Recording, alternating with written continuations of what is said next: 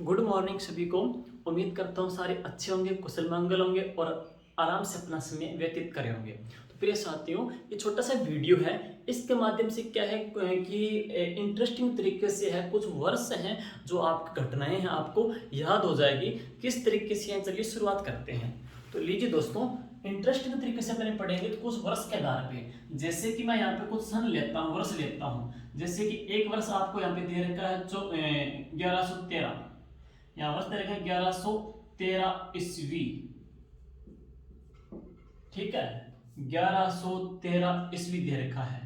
1113 को साथियों अगर हम पलटेंगे ना, 1113 अगर हम पलटेंगे इसको तो सुनिए क्या बनेगा, 1311 बन जाएगा, 1311 ईस्वी।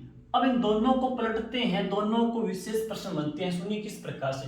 देखिए दोस्तों, 1113 है, 1113 के अंतर्गत एक राजा का नाम आएगा जिसका नाम है अजयराज चौहान। तो 1113 के अंतर्गत अजयराज चौहान ने उस नगरी या शहर की स्थापना की थी जिसके बारे में पृथ्वीराज विजय में लिखा गया है कि भगवान श्री कृष्णा के द्वारा बसाई गई द्वारिका नगरी अजयराज के द्वारा बसाई गई अजमेर नगरी के दासी बनने के भी लायक नहीं थी। तो अजमेर की स्थापना कब हुई थी? 1113 के अंतर्गत हुई थी। और साथियों, अजमेर को भारत का मक्का कहते हैं, राजस्थान का नाका कहते हैं, राजस्थान का हृदय कहते हैं। और अजमेर है एक ऐसा जिला है जिसकी आकृति किसके समान है?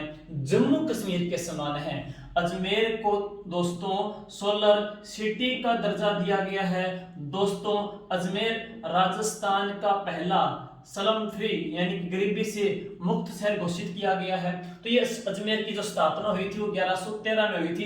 पलटेंगे 1311, सुनिए उसकी क्या खूबी है। 1311 के अंतर्गत एक राजा का नाम आएगा जिसका नाम था लुम्बा देवड़ा। तो 1311 के अंतर्गत लुम्बा देवड़ा ने सिरोही जिले के अंतर्गत है एक चौहानों की शाखा की स्थापना की थी। वो कौन सी? देवड़ा चौहान शाखा। तो सिरोही में देवड़ा चौहान शाखा का जो संस्थापक था वो कौन सा राजा था? वो था लुम्बा देवड़ा। इस शाखा की स्थापना कब हुई थी? 1311 में हुई थी। और एक बात और है दोस्तों, सिरोही के अंतर्गत आपसे पूछा जाए कभी कि सिरोही में कौन सी बोली बोली जाती है, तो देवड़ा चौहानों की बोली कौन सी है? देवड़ा भाटी बोली जाती है। तो 1113 में अजमेर की स्थापना, 1311 के अंतर्गत सिरोही में देवड़ा चौहान की शाखा की स्थापना की गई थी। अब अगला जो वर्ष है वो भी इसी प्रकार से है। पलटने पे उसके उत्तर चेंज हो जाएंगे और इंटरेस्टिंग तरीके से आपकी याद भी रहेंगे। तो सुनिए वो किस प्रकार से है। मैं 2 नंबर लेता हूं यहाँ पे। दूसरा जो वर्ष है, देखिए दोस्तों, यहाँ पे मैंने लिया है 1415। ठीक है, 1415 लिया मैंने। इसको मैं अगर पलटूं 1415 ईस्वी को अगर मैं पलटूं दोस्तों तो क्या बनेगा? आगे संख्या चेंज करेंगे इसकी। 14, 15, 15, 16, 1415 और 1516, 1516 है। सुनिए किस प्रकार से इसके प्रश्न बनेंगे। 1415 ईस्वी है दोस्तों, 1415 ईस्वी को एक संत का जन्म हुआ था। और वो संत ये हैं दोस्तों, वो कौन से हैं? धुवन गांव में जन्मे थे। धुवन गांव कहां पड़ता है? टोंक में। और यहाँ पे एक संत का जन्म हुआ था दोस्तों। वो संत कौन से हैं? संत धन्ना जी हैं। तो संत धन्ना जी का संत धन्ना जी का जन्म कहां हुआ था? धुवन गांव टोंक में हुआ था। कब हुआ था? 1415 के अंतर्गत हुआ था। संत धन्ना जी का जो जन्म हुआ था दोस्तों वो कौन से परिवार में हुआ था? जाट परिवार के अंतर्गत हुआ था। संत धन्ना जी को राजस्थान में धार्मिक जो आंदोलन है, राजस्थान में धार्मिक आंदोलन का क्या बोलते हैं? जनक कहते हैं।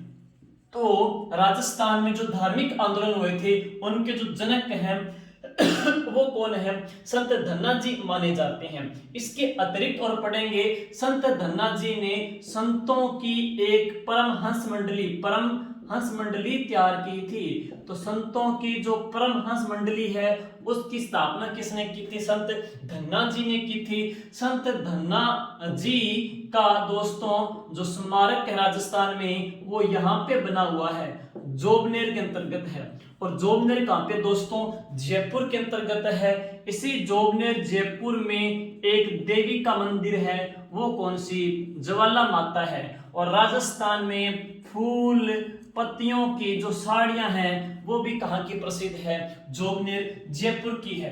राजस्थान के अंतर्गत है। भगवान श्री कृष्णा को, ठाकुर जी को हठ से, जिद से जो भोजन करवाया था वो दो संतों ने करवाया था। एक थी महिला संत कर्माबाई और एक कौन थे? संत धन्ना जी थे। संत धन्ना जी की और बात करूं दोस्तों, संत धन्ना जी के जो दोहे हैं, संत धन्ना जी के जो दोहे हैं वो इस ग्रंथ में भी लिए गए हैं। तो सिख धर्म का पवित्र जो ग्रंथ है दोस्तों वो कौन सा है? गुरु ग्रंथ साहिब। संत धन्ना जी के जो दोहे हैं वो किस में लिए गए हैं? गुरु ग्रंथ साहिब में लिए गए हैं। संत धन्ना जी का जन्म धुवन गांव टोंक में कब हुआ? 1415 को हुआ।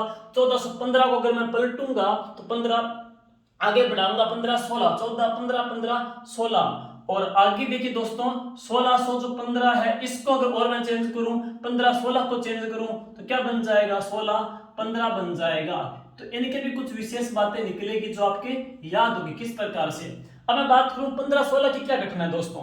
1516 को भगत कवित्री थी जिनका नाम था क्या?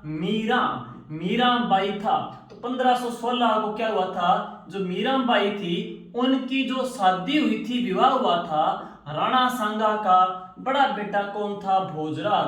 तो मीरा का जो विवाह हुआ था भोजराज के साथ दोस्तों वो कब हुआ था? 1516 में हुआ था। एक बार पेपर में पूछा गया था मीरा विवाह के कितने साल के बाद है विधवा हो गई थी? तो कितने वर्ष के पश्चात है? 7 साल के पश्चात मीरा विधवा हो गई थी। मीरा की शादी 1516 में भोजराज के साथ, 1415 में धन्ना जी का जन्म। अब मैं और चेंज करूं इसको, 1516 को 1615 करूं दोस्तों तो 1615 को एक संधि हुई थी जो किसने की थी? अमर सिंह ने की थी। अमर सिंह ने की थी किसके साथ दोस्तों? जहांगीर के साथ की थी। और इसी संधि को इतिहास में कहा जाता है मुगल मेवाड़ संधि। बहुत प्रसिद्ध प्रश्न है दोस्तों, कई बार एग्जाम में पूछा गया है कि मुगल जो मेवाड़ संधि हुई थी अमर सिंह और जहांगीर के मध्य हुई थी 1615 ईस्वी के अंतर्गत। 1516 को मीरा का विवाह हुआ था, 1415 को संत धन्ना जी का जन्म हुआ था।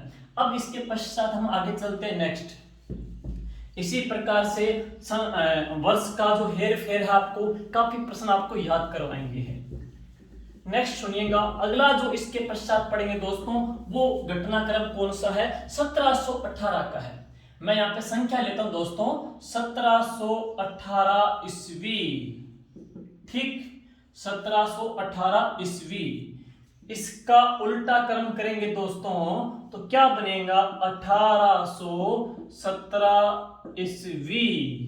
अब सुनिए इनके प्रश्न कौन कौन से बनने वाले हैं। 1700 जो 18 है दोस्तों, 1718 को इतिहास के अंतर्गत एक व्यक्ति, एक योद्धा का नाम आएगा जिनका नाम है वीर दुर्गादास जी राठौड़। तो वीर दुर्गादास जी जो राठौड़ है दोस्तों, वीर दुर्गादास जी जो राठौड़ है इनकी जो मृत्यु हुई थी 1718 में हुई थी। और कहां पे हुई थी दोस्तों? उज्जैन के अंतर्गत हुई थी। तो दुर्गादास राठौड़ की जो मृत्यु है वो उज्जैन मध्य प्रदेश में 1718 को हुई थी। इन्हीं वीर दुर्गादास जो राठौड़ है इन्हें कहते हैं राजपुतानी का गेरिबोल्डी। तो राजपुतानी का जो गेरिबोल्डी है वो इन्हें कहा जाता है। वीर दुर्गादास राठौड़ को कर्नल टोड ने क्या नाम दिया था? राठौड़ों का यूलिसेस कहा था। तो इसे राठौड़ों का यूलिसेस भी कहा जाता है। वीर दुर्गादास राठौड़ को दोस्तों अणबिंदिया मोती भी कह देते हैं। तो अणबिंदिया मोती भी कहते हैं, राठौड़ों का यूलिसेस भी कहते हैं, राजपुतानी का गेरी बोल्डी भी कहते हैं। इन्हीं दुर्गादास जी राठौड़ का जो निधन हुआ था 1718 के अंतर्गत हुआ था। 1718 की अगर मैं बात करूं दोस्तों तो जयपुर के एक राजा का नाम आएगा सवाई जयसिंह। सवाई जयसिंह ने 1718 से लेकर के 1734 के मध्य इतनी वेधशाला बनवाई थी जिनको बोलते हैं सौर वेधशाला। 5 सौर वेधशाला दोस्तों इसने बनवाई थी। 1718 से लेकर के 1734 तक बनाई थी सवाई जय सिंह ने। अगर नाम याद नहीं रहे तो ट्रिक रहेगी डीजे बम। डी से कौन सी दिल्ली में है, जे से कौन सी जयपुर में है, बी से कौन सी बनारस में है, ओ से कौन सी उज्जैन में है, एम से कौन सी मथुरा में है।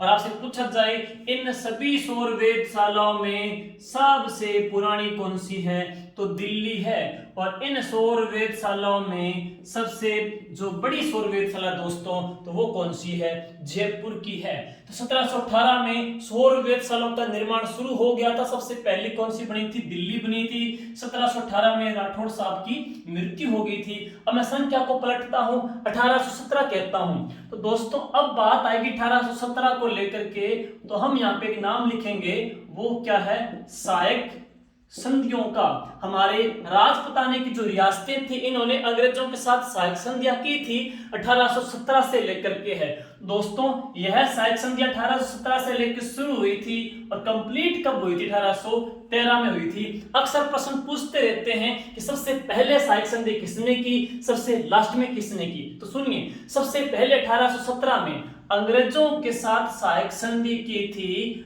15 नवंबर 1817 में। अंग्रेजों के साथ जो सहायक संधि की थी वो की थी कौन सी रियासत ने, करौली की रियासत ने। करौली के किसने की थी, हरबख्श पाल ने की थी। और इस सहायक संधि पे जो सिग्नेचर किए थे वो जालिम सिंह ने किए थे। संधि सबसे पहले हरबख्श पाल कहां का, करौली ने की थी। कब की थी, 15 नवंबर 1817 को है। पलटेंगे 1718 को सौर वेधशाला भी है और दुर्गादास राठौड़ का निधन भी आ जाता है। अब इसके पश्चात दोस्तों नेक्स्ट देखते हैं, अगली संख्या को अगर पलटेंगे तो कौन सा वर्ष निकलेगा और आपको इंटरेस्टिंग तरीके से ये फैक्ट भी याद हो जाएगा। तो सुनिए नेक्स्ट अगला जो फैक्ट है वो सुनिए कौन सा है दोस्तों। अगला जो अगर हम फैक्ट लें तो वो इस वर्ष का निकलेगा 1819 और 1918। 1819 और 1918 सुनिए क्या है घटनाक्रम के बारे में। 1819 को फिर जिक्र आएगा तो वो किसका आएगा दोस्तों, वो आएगा सहायक संधियों का। 1819 में जो सहायक संधि की थी अंग्रेजों के साथ दोस्तों वो की थी जैसलमेर के राजा मूलराज सेकंड ने की थी। तो सहायक संधि 1819 में करने वाली जो रियासत थी दोस्तों वो कौन सी थी, जैसलमेर ने की थी। शासक कौन सा था, मूलराज सेकंड था। तो मूलराज सेकंड ने सहायक संधि की थी। पलटेंगे 1918 तो हमारे प्रजामंडलीय स्वतंत्रता संग्राम के अंतर्गत है। 1918 को दिल्ली में, कहां पे, दिल्ली के अंतर्गत है, एक संस्था बनाई गई थी जिसका नाम है राजपुताना मध्य भारत सभा। तो राजपुताना जो मध्य भारत सभा दोस्तों ये संस्था है, इसकी स्थापना 1918 में हुई थी। और ये जो संस्था है जमनालाल जी बजाज, जिनको गांधी जी का 5वां पुत्र भी कहते हैं, जो स्वयं को गुलाम नंबर 4 कहते थे, उनके द्वारा, साथ में इसके सहयोगी थे विजय सिंह जी पथिक के द्वारा इस संस्था की स्थापना की गई थी। तो दोस्तों ये था इंटरेस्टिंग तरीके से आपका जो फैक्ट पढ़ने का एक तरीका था। इससे आगे हम और पढ़ते रहेंगे ताकि आपका कुछ ना कुछ बहाने से ही माध्यम से ये फैक्ट याद होता रहे। थैंक यू, जय हिंद, जय भारत।